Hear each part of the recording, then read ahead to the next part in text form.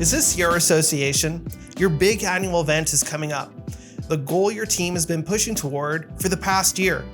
You spared no expense on the best thought leaders, unique networking experiences, and accommodations in a fun city. And you even got a video promo that shows it all off. But the truth is, that's as far as the content plan goes. Now that the end is in sight, it seems wasteful that all of this amounts to just a moment in time. You can't help but think, isn't there more content we could make to leverage the event? If these are the questions that keep you up at night, this episode's for you. Hello, everyone, and welcome to the Association Amplified podcast. We help explore solutions to bridge the member value gap, the biggest threat to associations today. Today, our guest is Randell Mauricio, and today we're going to be talking all about events for associations and what's the missed opportunity when it comes to content strategy. Welcome, Randell. You're back for more, are you? Happy to be here, Bill. Thanks for coming back on the podcast. And again, this is a topic that you're all too familiar with. Many years of helping associations coordinate both content and their events. So this should be a good one. And what many people may not realize is I have a journalism background, and so I should have plenty of experience. I hope I can put a cohesive sentence and structure together for you. At least I'll try. As always, you undersell yourself. So yeah, let's jump right into this one. I'll frame this for the folks listening. When it comes to events, like, let's take a step back here and think about just how much time, energy, cost to the association that a good event brings on. Hey, and that's great. Events are a huge opportunity for any association, and we're always trying to make them better and better. What comes to mind, and especially with the folks that we work with, is for all the time and energy that you go into creating your event, are you really maximizing all that level of investment? And a missed opportunity is twofold that we hope to unpack in the show today is simply that, are you actually capturing all that wonderful information and experience that's happening at the event that is useful outside of that time and place? You know, not everyone can make it to the event. And also from a revenue perspective, are you really maximizing the potential of that event to generate revenue, not only to fuel the event, but actually to fuel the organization moving forward? You're bang on. There is a lot being left on the table. And just yesterday, actually, there was an article. It just came out from Content Marketing Institute. And so that's an organization that I've followed for years. And the article was really, it made me pause, but it made me also realize this is exactly what we've been advocating for many years for our associations. And that is the value of that content. And what the article went into is there's a in recent years, there's a trend now of leaders at an organization developing the content and recognizing that it needs to be done because of new content consumption habits. But it also goes into these leaders at these organizations placing the weight on their shoulders.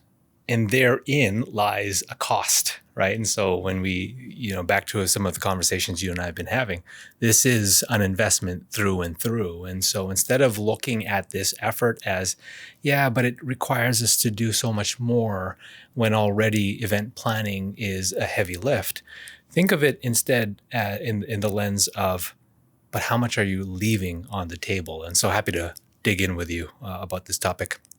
Perfect. I thought a good place to start would be types of content. So if let's think about this. We're at the board table. We're looking at what kind of content would actually be a check for an opportunity for us to capture at the event. What are those common formats that in your work that you've seen associations really leverage and be successful with? So let me start with pre-event. Pre-event, no surprise, there's a huge opportunity for developing promo or promotional content. In other words, content and material that'll entice a member or prospective member to come and join and come and register for your event. In fact, actually travel to your event, assuming it's an in-person event. And this is probably the area that is pretty commonplace, but it's also the area where I think a lot of associations probably end their event content marketing journey. It's far bigger than just that. But while I'm on the topic of pre-event, I'll answer your question. There's promotional material, so promo videos. There's testimonials. You can even do sneak peek content where if you have a headliner keynoter, let's just say it's Magic Johnson or Shaquille O'Neal, two gentlemen I've had the privilege of watching and taking in their keynotes, by the way. So you might want to leverage their brand, and you might want to get them or ask them for an excerpt or a sneak peek of what they're hoping to deliver if you attend their event. And so those are effective ways of going about it. Another format that I've given more credence to lately is one that's more experiential. I mean, we're all humans. We lead with emotions, right? Many of our buying decisions are emotions based, and then we justify it with fact and logic. Yes, I'm preaching to the choir, the marketing guy. But you know what? I found myself over the last couple, especially the last couple of years on a personal level, before I go into planning my next travel to Europe or wherever, I find myself in this niche of walkthrough videos. It's very experiential. So I've never been to Austria. I went there a couple months ago. You know what sold me? It was a walkthrough video. It's just a 360-degree camera walking through the town of Hallstatt. And it got me thinking, that could be an application for a 360 cam down your trade show. For somebody who hasn't experienced your conference before, that might be the thing that they're looking for. And, you know, I'm rattling off format after format, but the reality is once you've made the commitment, once you've made the decision to invest and allocate some dollars to this type of marketing, guess what? There's a fixed cost because your marketing person or whoever you hire to take care of gathering this content, they're going to be there anyway at your event. So it's a fixed budget. You may as well capture as many different formats as you can so that you can use it for next year's event in a promotional sense. So I'm going down another rabbit hole. Let me stop there, right there. How's that landing with you? Any gaps you think you'd like me to cover off? Well, I think this is probably the area which folks are most familiar with and even comfortable with is how do we make a splash, right? How do we promote this as the event? You know, how do we add that sizzle, right? So we can certainly, by filming at the event, give us the material that we need to then say the idea of, which I love, is that idea of bringing something like a walkthrough that can be incorporated as part of the promotional material for that. And of course, if you're going to have keynote speakers, like why would you not try to maximize the investment of having, especially in those cases, really heavy hitting keynote speakers? They're certainly going to just kind of add to that desire of wanting to be there and add to the FOMO.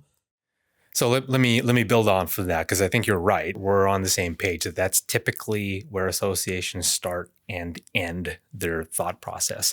And how relevant, I've actually been in talks with another membership-based group about this very thing. And they asked for my advice on how to build out a campaign, if you will. And their campaign started and ended with a promo video. And so I shopped some ideas with them, and I'll share these ideas right now. During the event is your opportunity to capture and gather as much content as you can. In my news background, as I called earlier, that's the ENG opportunity, electronic news gathering.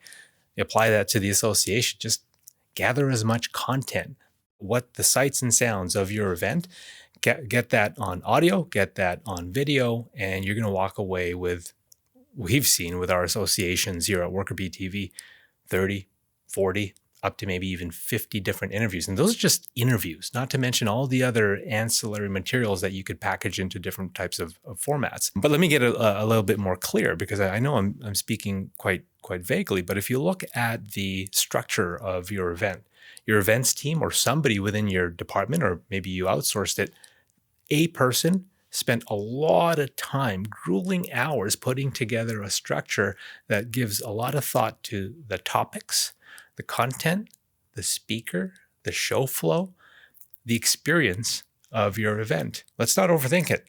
all of that can, if you invest just 5-10% more of effort, and I'm just pulling a number out of thin air, but you can repurpose that now into a large chunk of your content calendar or your content production plan. You hit the nail right on the head. If you have a headline keynoter such as Shaquille O'Neal, it might be worthwhile to get additional content from him. He might even be in the mood to give a short 5-10 minute interview off to the side. How could you repurpose that for your community? And it's not just the keynoters, it's all the technical experts that your conference and your trade show has. It's the exhibitors at the booth. It's the first-time members. You want to capture their impression as a first-time attendee. There's so much happening in this event that you could capture and then repurpose for next year's event. Take that a step further. What else can you do? If Shaquille O'Neal is going to be there anyway, why wouldn't you try to capture some content from him just off to the side? There's so many ways you can exploit and take advantage of that content. But it's bigger than just what your event agenda presents at face value. There's quite a few formats that we have direct experience in. I'll rattle them off. Number one is hype content.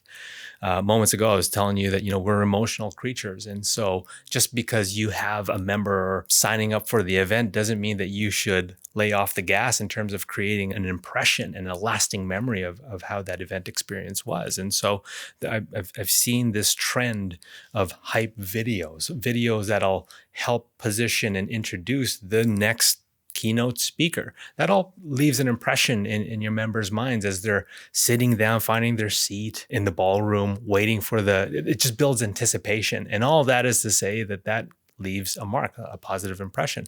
Another video format are recaps. And so, yes, the footage that you capture during your event can be produced and released after your event, but also the next day. And so here's a format where assuming you have the budget, and of course there's ways that you can have this self-funding or sponsor funded, but you can collect footage and interviews and content during the day, have a video or piece of media produced during the afternoon or the evening, released for the following day. And so this is a really good engagement tool to show what on-site attendees may have missed the day prior. But not only that, for the member or prospective member who actually decided to not get on a plane and travel to your event, that very same communication that goes to the attending member can go to the non-attending member. And now it creates a level of FOMO. I should have went. I did not realize Shaquille O'Neal was going to be the keynote speaker, even though the association promoted it several times. But that's a very extreme example, but it's very much warranted. Another format is formats that showcase a live element. What I like to refer to it as is look lives, where it's not necessarily live, but it looks live. And this is a mechanism for sharing updates. And for the association who is interested in generating non-dues revenue, you could have a production crew strategically visit or pre-plan. These are pre-arranged, I should say. This production crew can visit an exhibitor at their booth. This exhibitor, for example, might be releasing a new product, a service, or something. Maybe it's a demonstration of a new capability, and they can use that look live opportunity to showcase in real time what it is that they're excited to tell and broadcast to the entire community. So put yourself right smack dab in the middle of the Georgia World Congress Center, arguably one of the largest, maybe even the fourth largest or third largest event center in North America. If you're an exhibitor trying to cut through the clutter, good luck. But if you have a media tool such as a Look Live that is produced the same day and blasted out to all of the attendees and non-attendees of this event, you're getting somewhere. And I've heard firsthand feedback from not only attendees, but also exhibitors, but also the event organizers, how a tool like this can literally shift bodies from one side of the trade show floor onto another. Because beyond just an exhibitor announcement, it could be an association-based announcement. Hey, join us at booth XYZ for happy hour. You could, if you had an aerial view, you could literally see people, bodies, hundreds, thousands of people migrate from one area to another. So I'll stop there. And I think those are three very popular, very easy, low-hanging fruit to start with when it comes to content during the event. Yeah, those are all fantastic points. When I think of this category of content, the hype video for one, I think about it this way: it's adding production value to the event. And everyone wants to provide a really good experience of something that's exciting. You want there to be energy at the conference. And that level of content just kind of adds to that production value where people are kind of in an experience. So those are always really fantastic. The daily recaps, we should probably dig into a bit later. There's a multitude of opportunities on how those can be used. Both as an attendee at the event, I kind of get to see what maybe perhaps I missed and where I should go to next. That it could be coordinated that way. But if you're capturing all that in the daily recap, it actually gives you a lot of material that you're going to be thankful for next year when you're trying to figure out how to market out your next event. That's going to be a lot of gold that you're capturing. So yeah, a lot of really good points there. I thought where we'd go next is talking about after the events, because we queued up earlier that there's a pre, during, and post. So what kind of opportunities do associations have with content after the event? I think it's after the event. No, don't get me wrong. Everything that you've done thus far, if you're following my chronological order here, everything that you've done thus far has been really valuable, but I believe that you really reap what you sow after the event. Certainly with the promo videos, certainly with the recaps and the look lives, those are all sponsorable, if you will, saleable from an advertising and sponsorship standpoint. But I would dare say that it's post-event that an association could really reap what they sowed pre and during the event, because so many of our association partners time and time again have walked away from a single event with upwards of 30, 40, maybe even 50 interviews. And that's just the interviews itself. If you forecast that out for the balance of the year, how can you use those interviews and everything that you collected on the show floor or on the conference hall to your advantage? I may have also mentioned earlier the article that I was reading about how leadership teams in many organizations are carrying the weight of being the generator or the creator of content, because they are not only the leaders of their organizations or their associations, but they're also the thought leaders within their space. I agree, that's a really good opportunity. However, I'm going to put my COO hat on again, and from a business perspective, it's all about leverage. If you, as a leader or leadership team of an association, are carrying the weight of having to be the creators or the dependencies of creating thought leadership content, you might want to rethink that. What if there is a key association professional who leaves that organization? Now your thought leadership abilities are hampered or stalled. And I've heard that time and time again, where we used to have somebody who used to own the podcasts.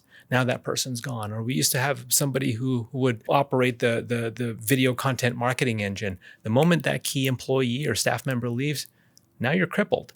So the point I'm trying to get at is, if you're investing, and I love that word investment, if you invest dollars and allocate funds into gathering content during the event and put together a strategic plan to produce that content systemically, then it takes the edge off. Now you're not as dependent on the leadership team to generate the thought leadership content, because you're in effect crowdsourcing from the community that is already well respected based on a plan that somebody in your events department or events committee sunk hundreds, maybe even thousands of hours into planning. So it really is a win-win. And if you look at the overall net effort that was applied, I do not believe that it's 100% more, because that effort needed to exist anyway. Somebody needed to plan for the event. We're talking about an effort, a campaign that attaches and complements what already has to be done, but in return, exponentially, you're getting so much more.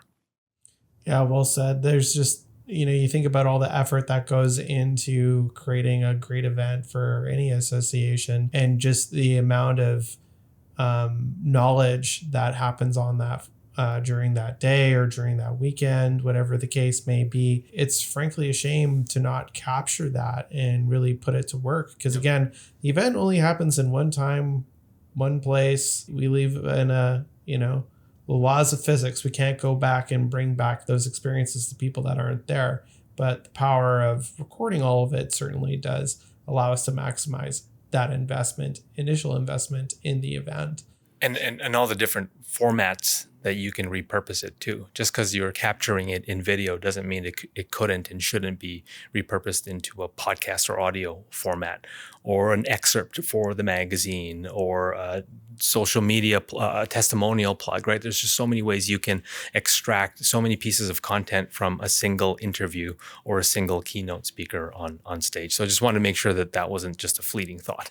Yeah, for sure. There's definitely a lot of different types of content that could come out of what seems perhaps on the surface more narrow what the opportunity is. Like perhaps people have the visual of, guys standing in front of camera, pointing at stage, like dad's recording family videos. I want people to kind of push that out of their mind and realize that you can create content that doesn't necessarily feel like show floor level content. By leveraging subject matter experts.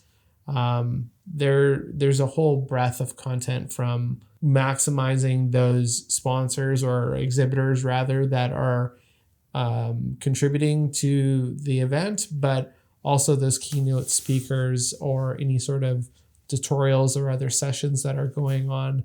There's a lot of knowledge and a lot of different ways to kind of slice and dice. But at the end, it's really about, hey, what's going on at my event?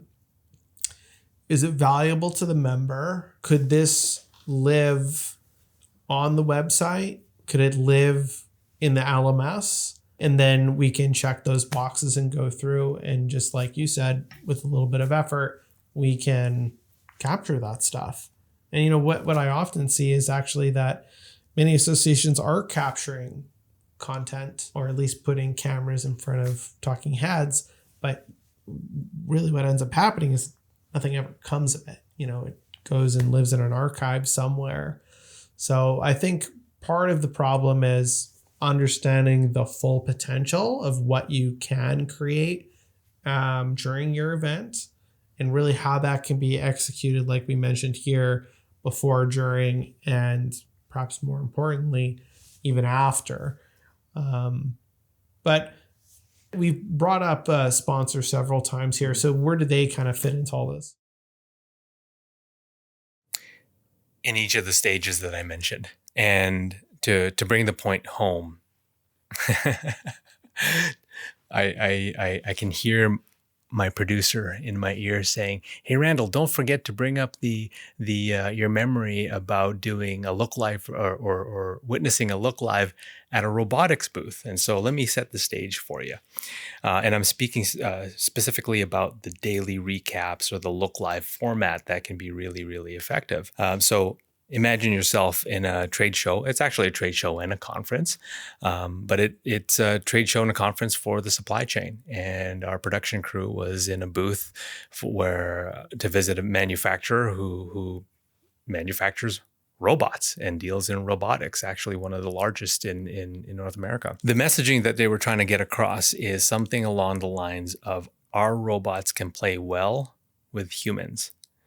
And so our producer at the time, our interviewer, was actually inside the booth, inside the zone, the robotics zone, where robots are zooming back and forth and whizzing past you and picking up things and dropping it off places. So they really mimicked a warehouse, or the dynamic of a warehouse. And so what better way, using sights and sound, to actually demonstrate it in real time as a representative from that company was speaking about this new technology. And so in that one instance, it was good for the association because the association was demonstrating or fulfilling its mandate to educate its members. For the members, they were being educated and informed about a new trend or new technology. So that's good for them too. And for that advertiser / sponsor, they were able to not only talk about this new technology, they were able to demonstrate via the robots whizzing back and forth and whizzing by that it's actually quite safe. So they're a really good visual example of two humans in the heat of the moment, demonstrating in real time that working in a warehouse environment, that these robots would actually play well with humans. And so just an example of how you can actually, the content is already there. You're putting together the event.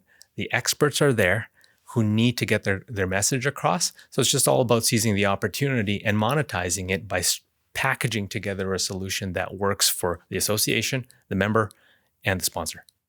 Yeah, there's so many different ways to include sponsorship into digital inventory. Often when we think about sponsorship for events, we think of, putting your logo on the lanyard or sponsoring the gala or typical brand awareness level type stuff, which certainly has its place into Absolutely. any sort of media kit.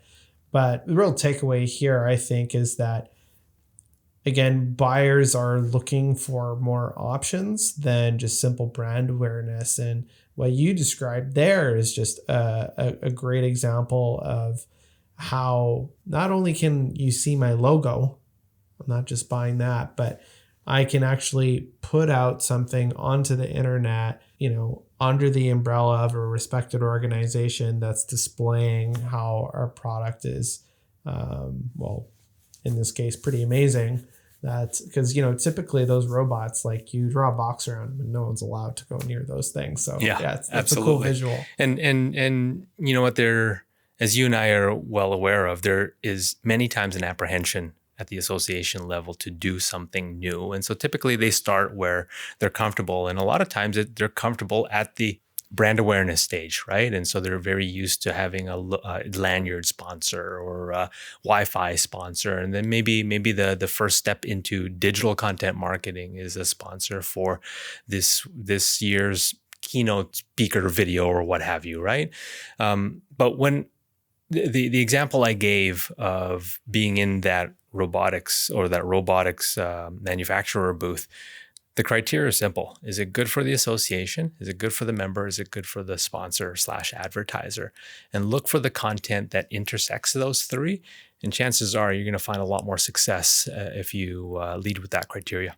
Yeah, it's a great and very simple framework on how you can start thinking about where the opportunities lie. If I put on my sales hat here, instead of generating revenue with the typical inventory of what we previously mentioned here, lanyards and the like, you can create a much more interesting and attractive media kit where perhaps you have an exhibitor that buys a booth for $1,500. Perhaps they're apprehensive about sponsoring a dinner or a lunch cart or something like that. But you equip that salesperson with, hey, do you want to promote your appearance at this organization and actually get to speak about, what your organization does and talk a little bit about your value prop? Oh yeah, that's a very attractive opportunity. I'm already here spending money on the booth, staff, the rest of it, the investment that goes into exhibiting. Everyone knows it, but that's a great way to add an extra benefit to that person that's already making an investment. Again, for the sake that they actually now get to say something, which is really what buyers want. They want to be able to say something opposed to just putting their logo out there. They want to be part of the content and help shaping it. So yeah, we're seeing that through and through. And that's such a critical observation you've made there, where we have to open our eyes to what the market is actually wanting and seeking, and what's influencing their buying decisions. If I'm a sponsor or advertiser, I want multimedia. I want all of the above, or at the very least, I want to be presented all of my options. And if there's a clear sight towards a horizontal offering where I as a sponsor or advertiser can have my logo on the promo video that helps promote the event. If I can be a part of the hype video that is used to introduce the keynote speaker, if I can be part of a daily recap that is sent out to all attendees and non-attendees on day 1 and day 2 and day 3 of the event, if I can participate in an interview that is then repurposed into multiple types of media after the event, that's a good proposition. In fact, I would say that's a very compelling proposition, because not only have you, the association, satisfied your mandate to deliver content and value to your community, you're also helping to scratch my back by giving me and arming me with content that I want to use to market my product, service, and or offering. Yeah, well said. I think I want to end here with association executive level. What is the strategic advantage of the conversation that we've had today as it regards to bringing content strategy and digital inventory to our events? There needs to be a realization that the planning and the investment into content as it relates to an event doesn't start and end at the pre-event stage. It's actually much larger than that.